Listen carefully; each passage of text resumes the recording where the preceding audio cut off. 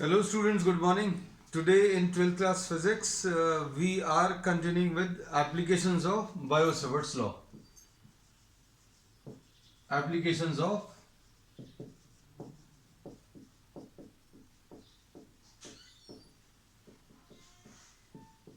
इसमें अभी हम लोगों ने magnetic field produce due to a straight current carrying conductor अभी हम डिस्कस कर चुके हैं और magnetic field due to a straight current carrying conductor का एक फॉर्मूला बनाया था जिसके बेसिस पर अभी हम लोग बहुत सारे केसेस डिस्कस किए थे।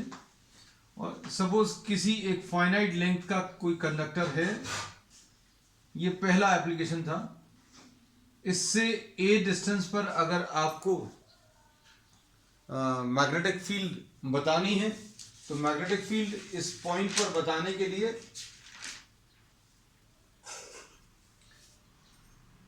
हम लोग इसके दोनों एंड्स को इस पॉइंट P से ज्वाइन करेंगे and magnetic field at the point P, this we have calculated earlier in terms of these angles φ1 and φ2 और ये कितना आया था, this was equal to μ0 I upon 4 pi a into sine φ1 plus sine φ2 है। तो ये अभी हम लोगों ने पहला इसका एप्लीकेशन लिया था और इसके बेसिस पर अभी हम लोगों ने finite length, infinite length near the middle, infinite length में the point lying near the end, ये बहुत सारे केसेस अभी हमने पिछली क्लास में डिस्कस किए थे, है ना। और जब इसके न्यूमेरिकल्स करेंगे आज अभी हम लोग शायद तो रिवाइज भी करेंगे। अब आज अभी हम लोग स्टार्ट कर रहे हैं क्या, magnetic field due to a current carrying circular loop, जो आज का टॉपिक है। Magnetic field at the centre of a current carrying loop.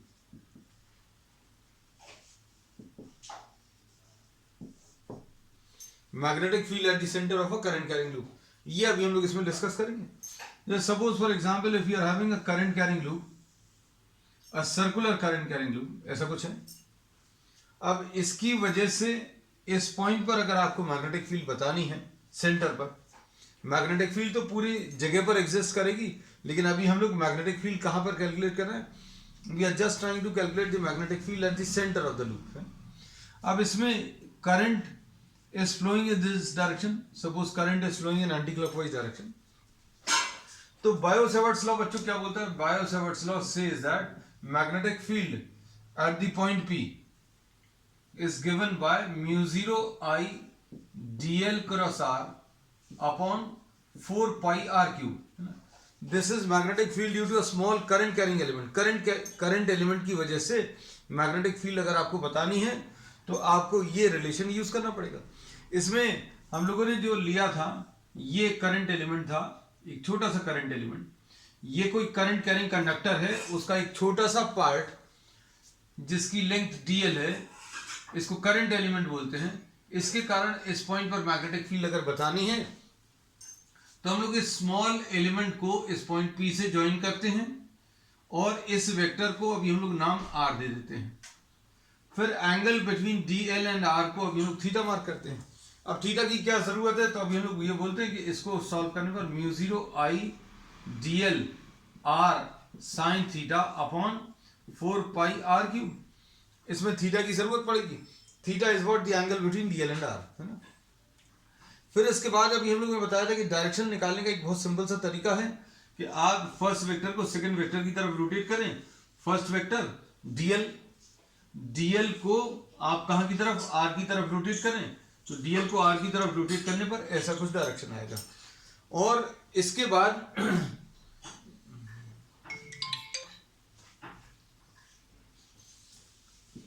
μ0 I dl sine theta upon क्या 4 पाई r स्क्वायर लिख सकते हैं। This is what the magnetic field at point P। अब इस चीज का भी हम लोग यहां पर यूज करेंगे, कैसा, suppose this is a circular current carrying coil, इसके कारण मैग्नेटिक फील्ड अगर अभी हम लोगों को बताना है, if you have to find out the magnetic field, if you have to find out the magnetic field at the point P, due to this circular current carrying coil, इसके कारण अगर आपको मैग्नेटिक फील्ड बताना है तो अभी हम लोग क्या करेंगे, इस पूरे करंट कैरिंग कॉइल को छोटे छोटे पार्ट्स में डिवाइड करेंगे. We will be dividing this into very small parts and for each small part we will be calculating the magnetic field at point P. आपने इसके छोटे छोटे पार्ट्स की, you are dividing this into small parts and due to each small part you will be calculating the magnetic field at point P. और ऐसे जितनी भी magnetic field point P पर आएंगी उन सभी को कैलकुलेट करके सभी को ऐड करेंगे to get the total magnetic field at point P, है ना. तो अब हम लोग क्या करने वाले हैं, ये देखो, ये करंट कैरिंग सर्कुलर लूप है. आपने इसमें एक छोटा सा एलिमेंट ले लिया, बहुत छोटा सा, यहां कहीं पर अभी हम लोग मार्क कर लेते हैं. You can mark it anywhere. This is DL. DL में भी अभी हम लोग एक डायरेक्शन देते हैं. DL is this small current carrying conductor or the small part will be termed as what, the current element. इसको अभी हम लोग करंट एलिमेंट बोलते हैं. ये डीएल आ गया.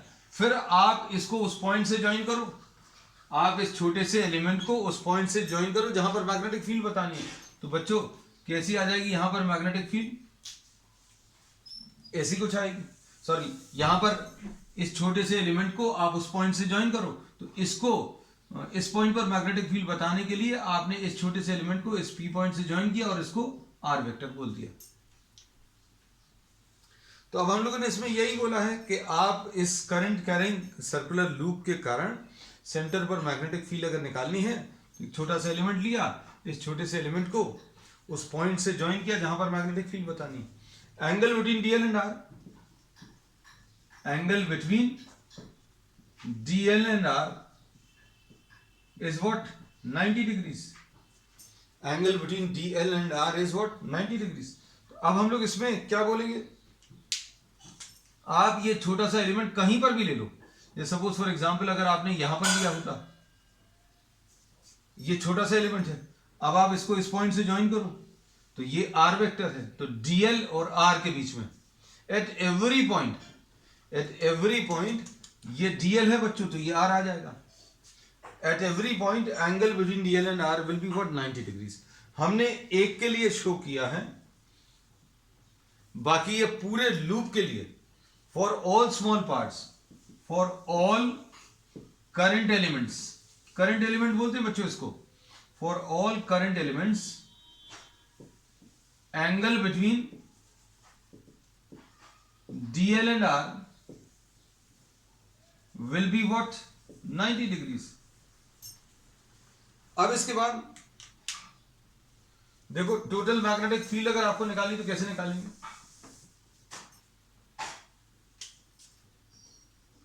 डीबीपी निकालो पहले.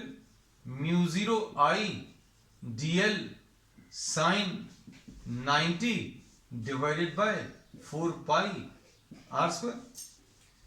अब इसमें अभी हम लोग ये बोलते हैं बच्चों, ध्यान से देखना, मैग्नीट्यूड ऑफ आर जो है, ये जो छोटा सा एलिमेंट लिया उसको पी पॉइंट से ज्वाइन किया, इसको आर वेक्टर बोला. Magnitude of r will be what, the radius. This will be the radius of the coil और रेडियस ऑफ द लूप. इसको सपोज अभी हम लोगों ने कैपिटल आर बोल दिया या स्मॉल आर बोल दो, कैसा भी आप लिख सकते हैं. You can write this as small r also. Magnitude लिखना विदाउट वेक्टर साइन लिख दिया. अब देखो इसको सॉल्व करने पर magnetic field at point P mu 0 I dl upon 4 pi r square, ऐसा कुछ आ जाएगा. अब total magnetic field at point P,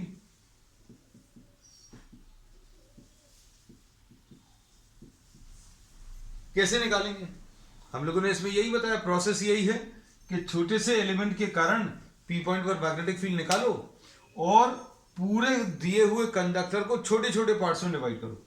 पूरे कंडक्टर को आप छोटे छोटे पार्ट में डिवाइड करो. For every small part, for every current element, you will be calculating magnetic field in this manner, and you will be adding all the magnetic fields due to all current elements. इसके कारण magnetic field निकाली, फिर इसके कारण यहां पर magnetic field, ऐसे जितने भी छोटे छोटे करंट एलिमेंट्स हैं सबके कारण मैग्नेटिक फील्ड निकालो और ऐड करो.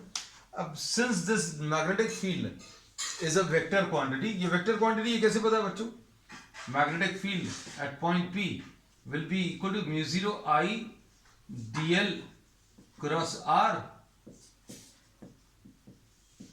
ऐसा कुछ होता है रिलेशन। तो this is a vector quantity.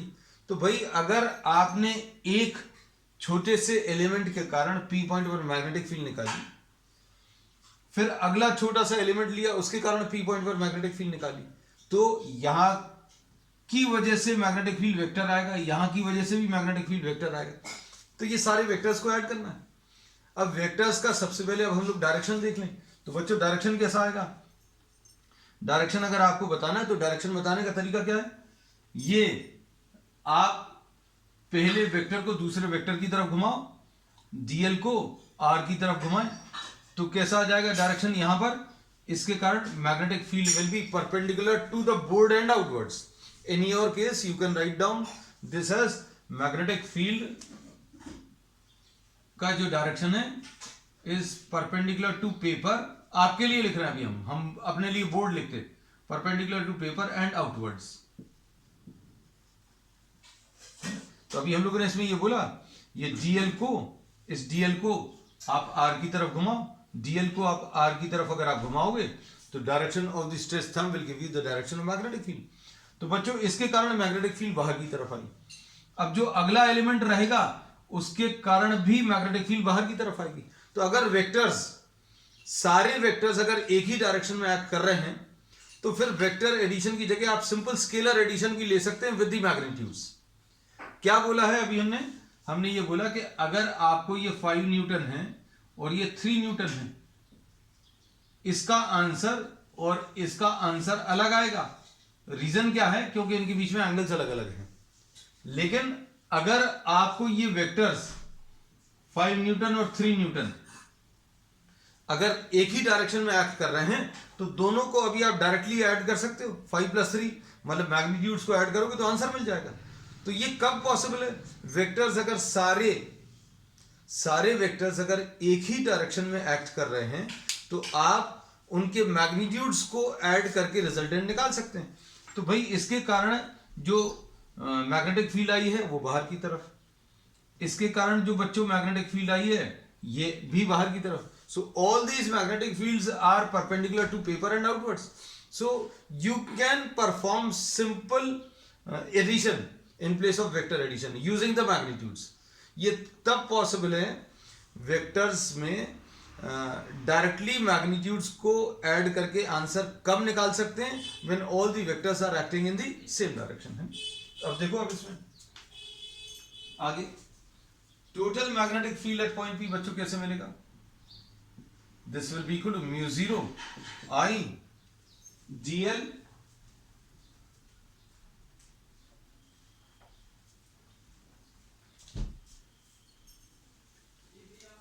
mu 0 I dl upon 4 pi r square. ये जो अभी हम लोगों ने लिया है इसका अभी हम लोग क्या करें, हम लोग इंटीग्रेशन कर ले रहे हैं, है ना। So this will be what, mu 0 I dl upon 4 pi r square, ऐसा कुछ आएगा, है ना। अब इसके बाद क्या करें, इसमें ये mu 0 I अपॉन क्या आ जाएगा 4 pi r square, integration of क्या आएगा बच्चों, dl, इंटीग्रेशन ऑफ dl आएगा। अब इसमें इंटीग्रेशन ऑफ dl कैसे कैलकुलेट करते हैं सोच कर देखो, just a minute.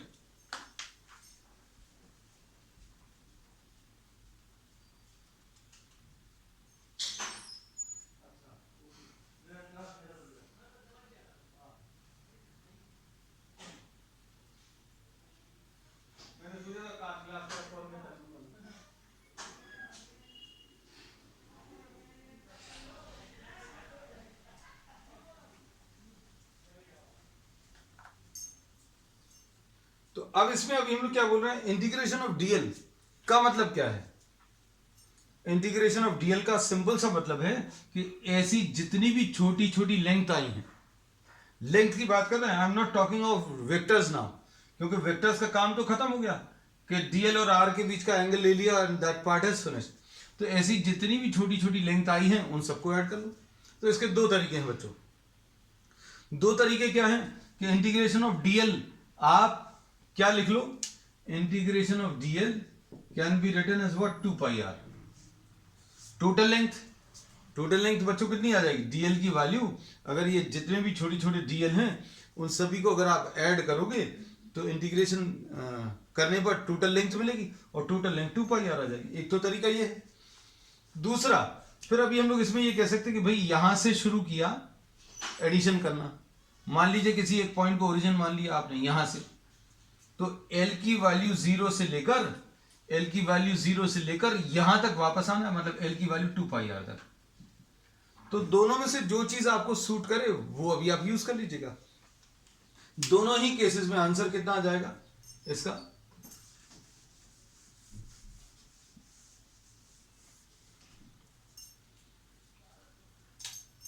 Magnetic field at point P will be equal to mu 0 I upon 4 pi r square है।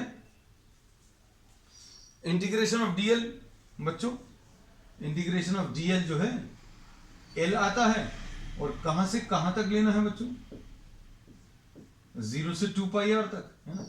तो ये 0 से 2 पाई आर यानी 2 पाई आर माइनस 0 यानी 2 पाई आर आ जाएगा, है ना। तो अभी आप इसको किसी भी तरीके से समझ सकते हैं, ये अभी आपके ऊपर है, आपको जो चीज सूट कर रही है। आप डायरेक्टली भी लिख सकते हैं, you can write down this directly as what, 2 pi r. Integration of dl का मतलब है जितनी छोटी छोटी लेंथ हैं उन सारी लेंथ को आपने ऐड किया और उन सारी लेंथ को ऐड करने पर ऐसा कुछ आ जाएगा। So this will be what, mu 0 I upon, इसमें 2 और 2 कैंसिल होगा, पाई और पाई कैंसिल होगा, 2r। So magnetic field at the centre of the current carrying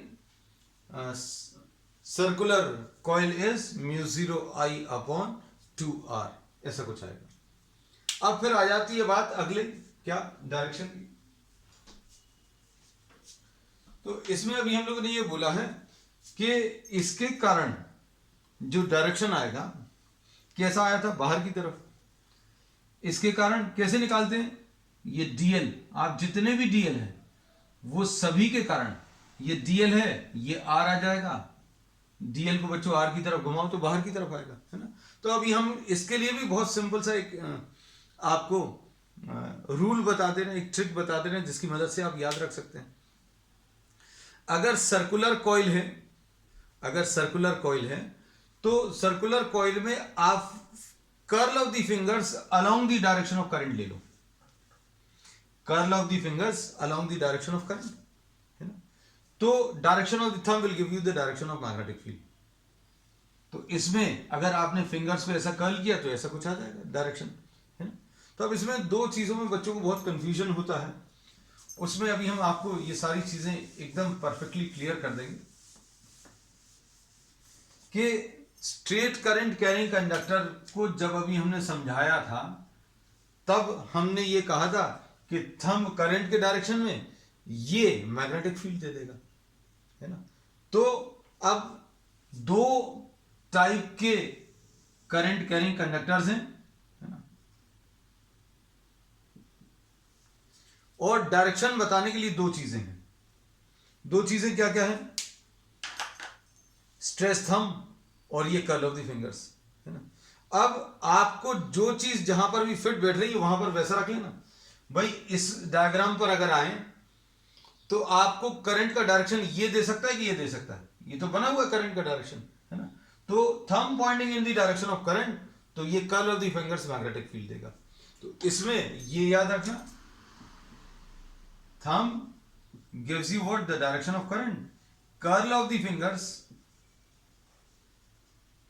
gives direction of magnetic field, है ना। तो इसमें अभी हमने बोला दो डायरेक्शंस हैं, दो डायरेक्शन कौन से, एक तो थंब का डायरेक्शन और एक कर्ल ऑफ द फिंगर्स। एक इनमें से करंट रहेगा और एक मैग्नेटिक फील्ड रहेगा, एक इसमें से करंट रहेगा और एक इसमें मैग्नेटिक फील्ड रहेगा।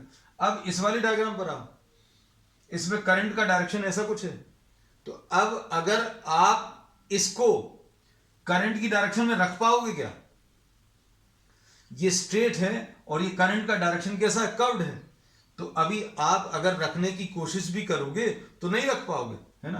तो इसमें कैसा रखोगे, अभी आप नहीं रख पाओगे। तो अभी हमने बोला कि आप दोनों जगह चेंज कैसा करना वो समझने की कोशिश करना। अभी हमने बोला कि आप ये भी करंट का डायरेक्शन है, ये भी करंट का डायरेक्शन है, जब ये करंट का डायरेक्शन है तो ये मैग्नेटिक फील्ड का है, और जब ये करंट का डायरेक्शन है, ये करंट का डायरेक्शन है, तो ये मैग्नेटिक फील्ड का होगा। कौन सा कहां पर अप्लाई होगा, थोड़ा सा सोचोगे तो सारी चीजें क्लियर होंगी। इस डायग्राम पर अगर अभी हम लोग आए और हाथ को ऐसा कर लिया, करंट का डायरेक्शन देखो तो करंट का डायरेक्शन ऐसा है, तो curl of the fingers current के डायरेक्शन में, ये मैग्नेटिक फील्ड आ जाएगा। इस वाले डायग्राम पर आओ, तो इस वाले डायग्राम में बच्चों क्या है, ये करंट का डायरेक्शन दे सकता है क्या, ये करंट का डायरेक्शन ऐसा है और ये दूसरा डायरेक्शन है, तो अभी हम लोग क्या बोलेंगे, ये करंट का डायरेक्शन रहेगा। Thumb points in the direction of current, curl of the fingers, curl of the fingers बच्चों कैसी आएगी, ऐसा कुछ, ये मैग्नेटिक फील्ड रहेगी। इसमें यहां पर मैग्नेटिक फील्ड बच्चों कैसी आएगी, ऊपर की तरफ, और ऊपर की तरफ अभी हम लोगों ने डॉट से मार्क किया है ना? तो इसमें कंफ्यूज बिल्कुल नहीं होना। ये अगर करंट है तो ये मैग्नेटिक फील्ड है, और अगर ये करंट है तो ये मैग्नेटिक फील्ड है। तो करंट का डायरेक्शन कर्व्ड, करंट का डायरेक्शन ये वाला कर्व्ड वाला डायरेक्शन कब लेना है, जब सर्कुलर कॉइल है, और करंट का डायरेक्शन ये वाला कब लेना है, जब स्ट्रेट करंट कैरिंग कंडक्टर है। जब करंट का डायरेक्शन क्लियर हो गया, करंट का डायरेक्शन जब क्लियर हो गया, तो दूसरा जो डायरेक्शन रहेगा वो मैग्नेटिक फील्ड का डायरेक्शन आएगा, है ना? तो चलो बच्चों अब आगे चलते हैं। इसमें आगे क्या है,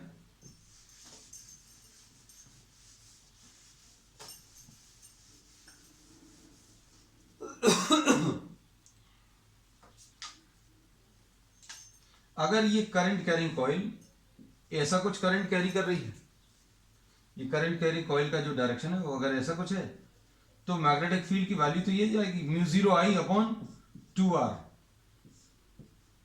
magnetic field at the centre. ये याद रखना, ये मैग्नेटिक फील्ड कहां पर है, सेंटर पर। अब इसमें अच्छे से सोचकर बताना कैसा आएगा मैग्नेटिक फील्ड का डायरेक्शन। तो मैग्नेटिक फील्ड का डायरेक्शन बच्चों इसमें अंदर की तरफ आएगा। Curl of the fingers pointing in the direction of current, this will give you the direction of magnetic field. तो ये मैग्नेटिक, ठीक। अब चलो नेक्स्ट पार्ट, इसमें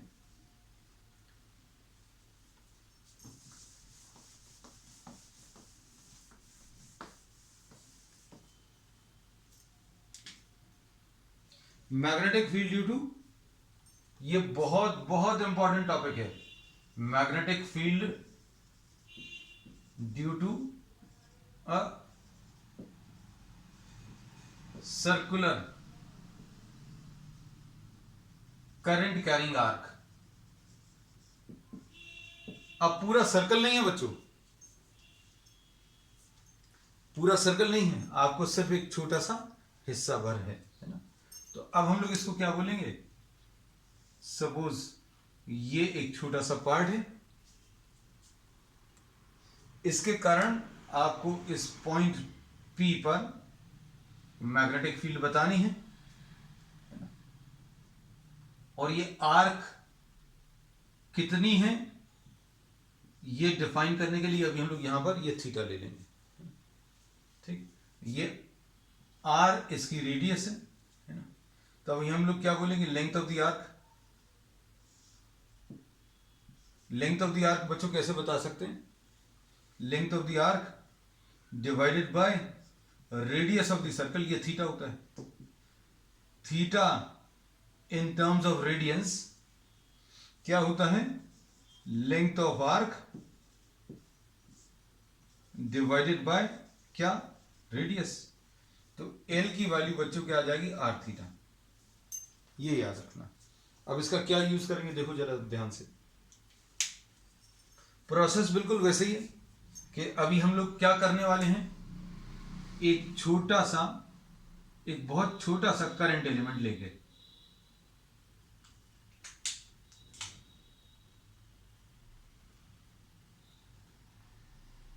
ये छोटा सा अभी हम लोगों ने एक करंट एलिमेंट ले लिया DL, ठीक। अब इसको उस पॉइंट से ज्वाइन करो। ये ओरिजिनल डायग्राम बच्चों याद रखना कि ये करंट कैरिंग कंडक्टर है, इसका एक छोटा सा पार्ट है और इस पॉइंट पर मैग्नेटिक फील्ड बतानी है। इस छोटे से एलिमेंट को इस पॉइंट से ज्वाइन करो तो इसको अभी हम लोग आर वेक्टर बोलते हैं। तो डीएल और आर के बीच में एंगल को थीटा मार्क करते हैं। ये छोटा सा डीएल ले लिया, फिर इसको अगर आप इससे ज्वाइन करो तो इसको आर वेक्टर बोल दिया। Angle between dl and are,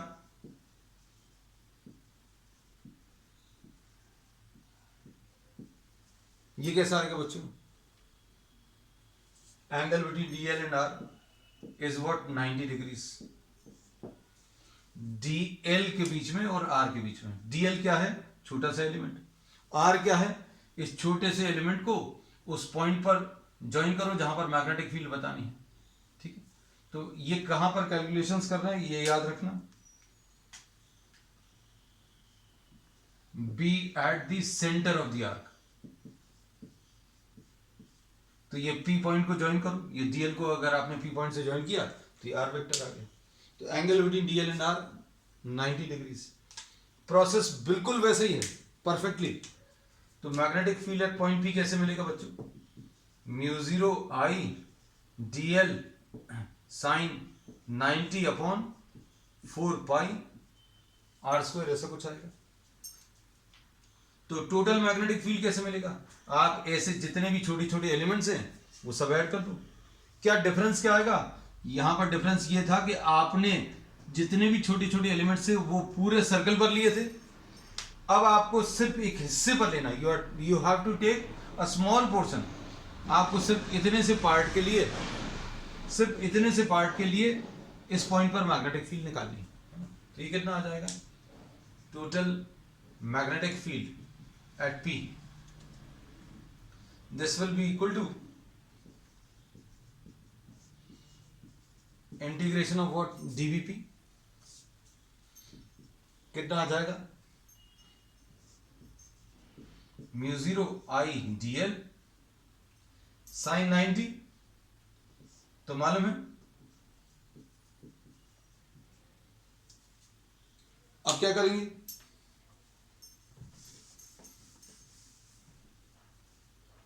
total magnetic field at point P, ये भी सब रब कर दें क्योंकि कंफ्यूजन नहीं हो इसको देखकर।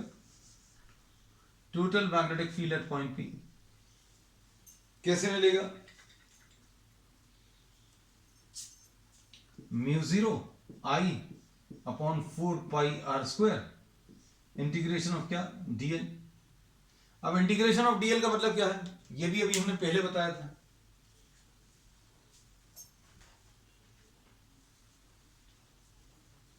क्या? जितने भी छोटे छोटे एलिमेंट्स हैं उन सबको ऐड कर दो। ये छोटा सा एलिमेंट, ये छोटा सा एलिमेंट, ये छोटा, सबको ऐड कर दो तो क्या मिलेगा? Total length of the arc मिलेगा। तो integration of dl will be the total length of the arc. And total length of the arc बच्चों कितनी है? R theta. तो ये कितना आ जाएगा? Magnetic field at point P.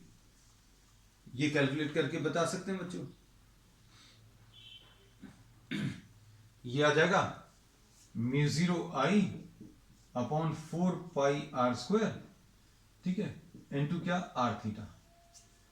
अब ये थीटा नहीं लिख रहे बच्चों क्योंकि थीटा उसको लेकर कंफ्यूजन नहीं हो जाए, इसको अल्फा लिख दे रहे हैं ना, तो इसको भी अल्फा लिख दे रहे हैं जस्ट टू अवॉइड कंफ्यूजन। एक थीटा भी हम लोग यहां पे भी पढ़ चुके हैं, है ना, तो उससे कंफ्यूजन नहीं हो इसलिए अलग नाम दे दिया। तो ये आ गया mu 0 I upon 4 pi r into alpha, ऐसा कुछ आ जाएगा। डायरेक्शन कैसा आ जाएगा? Curl of the finger in the direction of current. यहां पर मैग्नेटिक फील्ड बच्चों कैसी? आउटवर्ड आएगी, है ना। तो ये सब कुछ बिल्कुल परफेक्टली वैसे ही रहेगा। अब ये जो अभी हम लोगों ने मैग्नेटिक फील्ड निकाली है, इसको इसके बारे में थोड़ा सा और सोचकर देखना। क्या सोचना है कि भाई पूरे सर्कल के कारण, पूरे सर्कल यानी 2 पाई एंगल, 2 पाई एंगल के लिए ये कितनी आई थी? Mu 0 I upon 2 r. देखो अभी निकाला था, आज ही निकाला कि पूरे सर्कल के कारण सेंटर पर मैग्नेटिक फील्ड कितनी आई थी, म्यू जीरो आई अपॉन 2r, है ना। अब वन एंगल के लिए अगर एंगल 1 है तो कितना आ जाएगा, म्यू जीरो आई अपॉन 4πr आ जाएगा, है ना। और अल्फा एंगल के लिए 1 के लिए इतना आया, अल्फा के लिए कितना आ जाएगा, म्यू जीरो आई अपॉन 4πr इंटू क्या, अल्फा।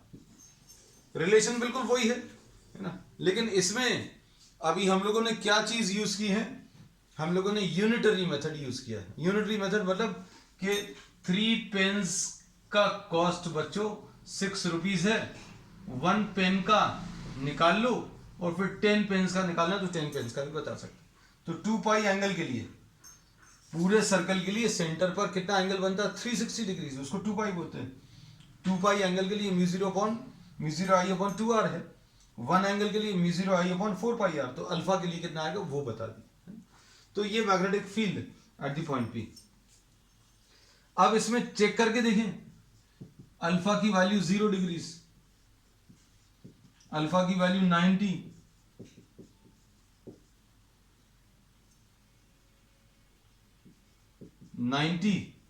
ये 180 और अल्फा की वैल्यू 2π रख कर देखो। अल्फा की वैल्यू 0 मतलब मैग्नेटिक फील्ड बच्चों 0 आ जाएगी। भाई अल्फा की वैल्यू 0 का मतलब क्या है, आपने अल्फा कम करते गए, मतलब ये जो करंट एलिमेंट है वो छोटा होता गया, ये जो आपने करंट कैरिंग कंडक्टर है वो छोटा होता जाएगा अगर अल्फा छोटा करोगे, और अल्फा 0 हो जाएगा मतलब करंट कैरिंग कंडक्टर ही नहीं बचेगा, इसलिए मैग्नेटिक फील्ड 0 आएगी। ठीक है, फिर π/2 अगर रखोगे तो कितना आएगा, म्यू जीरो आई अपॉन 4πr इंटू π/2, है ना। तो इसमें पाई और पाई कैंसिल होगा, कितना आ जाएगा, म्यू जीरो आई अपॉन 8r। पाई अगर आपने ले लिया, पाई का मतलब क्या है, आधा, आधा सर्कल, आधा सर्कल अगर है तो कितना आ जाएगा, म्यू जीरो आई अपॉन 4πr इंटू पाई, तो mu zero I upon 4r।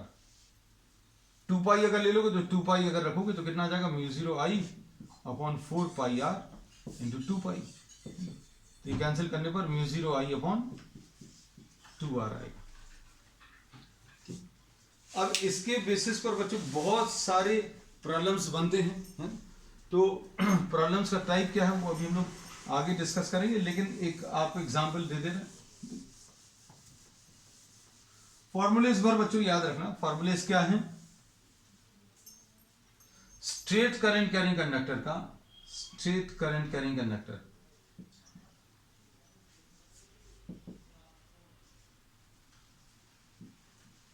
Magnetic field at point P mu zero I upon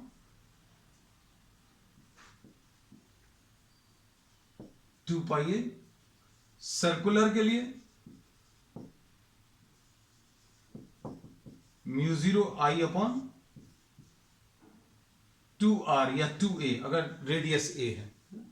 तो इसमें ये याद रखना, स्ट्रेट के लिए पाई आएगा और सर्कुलर के लिए पाई नहीं आएगा, है ना, याद रखने का तरीका। जबकि सर्कल में ऐसा लगता है पाई आना चाहिए, लेकिन इसमें ऐसा नहीं है ना, क्योंकि बच्चों को इसमें भी कंफ्यूजन होता है। तो अब हम लोग ये बोलते हैं straight current carrying conductor infinite length का अगर है तो ये म्यू जीरो आई अपॉन 2πa है, और सर्कुलर के लिए म्यू जीरो आई अपॉन 2a है। अब इसके बेसिस पर बच्चों कैसे आपको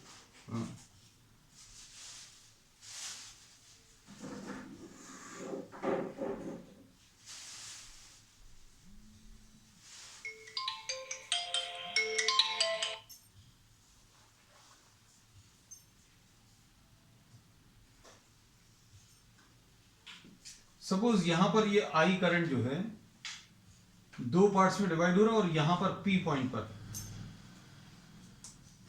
पॉइंट पर आपको ध्यान से देखना ये चीज, P पॉइंट पर आपको मैग्नेटिक फील्ड बतानी है। I current divides into two part and this combines once again into I।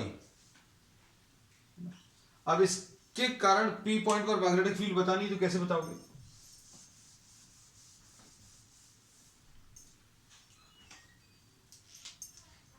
इसमें इस वाले आर्क को 1 नाम दे दिया, इसको 2 नाम दे दिया। तो अब देखना क्या कह सकते हैं, देखो ध्यान से, मैग्नेटिक फील्ड एट 1 निकाल लो, फिर मैग्नेटिक फील्ड एट 2 निकाल लो। अब इसमें 1 and 2 have the same properties। इसका मतलब क्या है, इसका रेजिस्टेंस जो है, length, area of cross section सब कुछ सेम है ना। तो अब इसको अच्छे से समझना, अगर सारी प्रॉपर्टीज परफेक्टली सेम हैं तो क्या होगा बच्चों, तो इसमें करंट जो है वो इक्वली डिवाइड हो जाएगा, मतलब इसमें I/2 आ जाएगा और इसमें भी I/2 करंट आ जाएगा। अब मैग्नेटिक फील्ड आपको P पॉइंट पर इस वाले सेमी सर्कल की वजह से और P पॉइंट पर इस वाले सेमी सर्कल की वजह से बतानी है। अब सेमी सर्कल के कारण मैग्नेटिक फील्ड कैसे मिलती है बच्चों, सेमी सर्कल के कारण μ0 I/2 अपॉन नीचे कितना आ जाएगा बच्चों, ध्यान से देखना, सर्कुलर करंट कैरिंग कॉइल के लिए 2R होता है, लेकिन ये सेमी सर्कल है। इसमें अभी हम लोगों ने बोला ये I करंट बच्चों 2 पार्ट्स में डिवाइड हो गया, I/2 और I/2 है ना।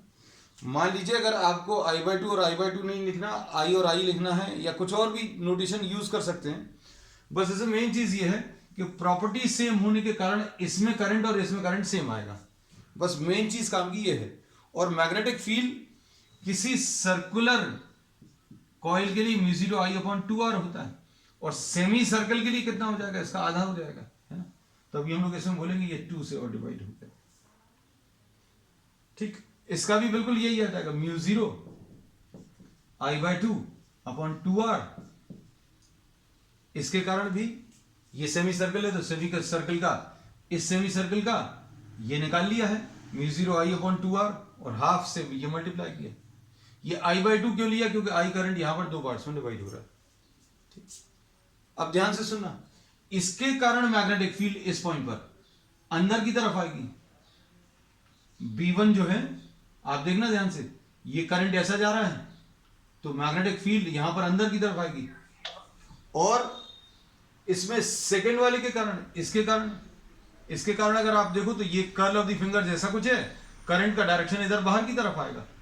तो कहने का मतलब ये है कि इसके कारण मैग्नेटिक फील्ड अंदर आएगी, इसके कारण मैग्नेटिक फील्ड बाहर की तरफ आएगी, और दोनों के मैग्नीट्यूड सेम है। Therefore net magnetic field at the point P will be equal to B1 minus B2, जो कि कितना 0 आ जाएगा। तो ये छोटा सा एग्जांपल लिया है, ऐसे बहुत सारे इसमें प्रॉब्लम्स बनते हैं, and those problems will be discussing on the next one बच्चों। तो आज के लिए इतना ही, जितने भी टॉपिक्स आपको कराए हैं वो सारे रिवाइज कर लेना अच्छे से, क्योंकि जब तक आप लिख कर नहीं करेंगे तब तक आपको इसका फील नहीं आएगा, है ना। तो will continue with the remaining topics on the next one. That's all for today.